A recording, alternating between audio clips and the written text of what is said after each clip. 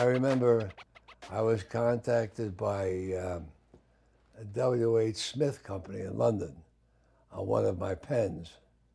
And we got into a real, I hadn't sold pens retail. All my pens were for advertising. Okay. And we got to meet and we got to talk and we had lunch together. And we found out that we had a lot of things in common. One of them, he was in the British Army, Air Force, or the British Air Force. I was in the American Air Force, and we had some.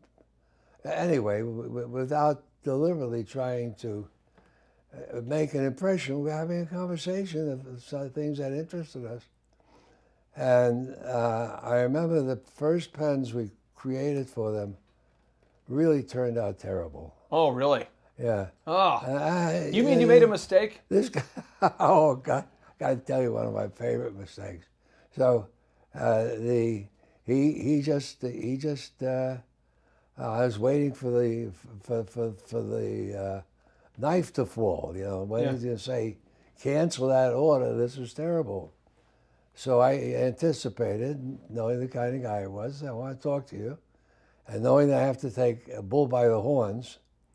And I tell them all my problems that I had with this particular pen and how we were correcting it and how they would correct it. And he just looked at me with a blithe smile and a really British manner and said, well, you were just having a few teething problems. Broke the tension completely. Yeah. Well, you know, I want to say this because you said two statements that were pretty profound. One, you said you didn't want to be a different person at home than at work. And the word integrity, you know, comes from the word integer. Obviously, it's an indivisible number.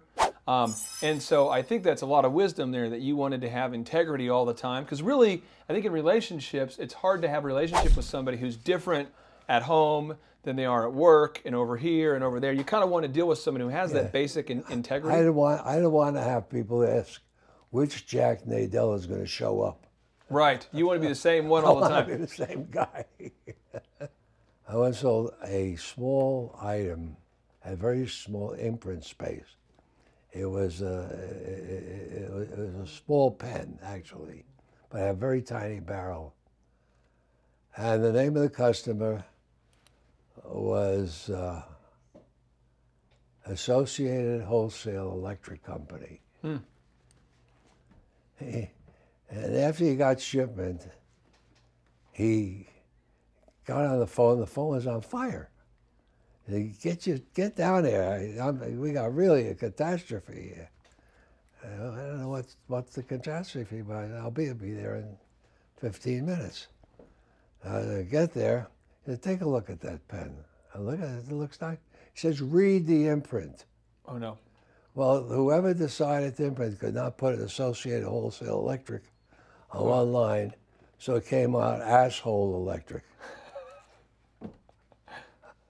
I looked at it, boy, I just decided, I said, you know, you ought to pay me extra for this.